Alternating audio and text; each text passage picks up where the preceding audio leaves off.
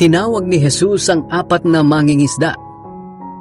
Nang mabilanggo si Juan na tagapagbautismo, pumunta si Jesus sa Galilea at ipinangaral doon ang magandang balita na mula sa Diyos.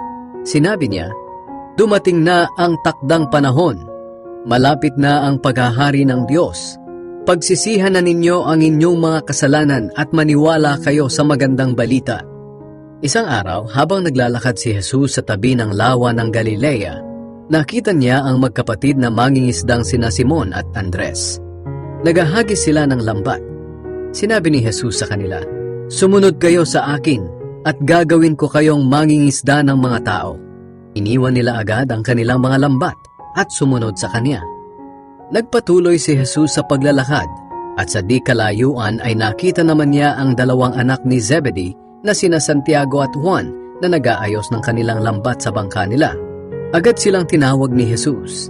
Iniwan nila sa bangka ang ama nilang si Zebedee at ang mga tauhan nila at sumunod kay Jesus.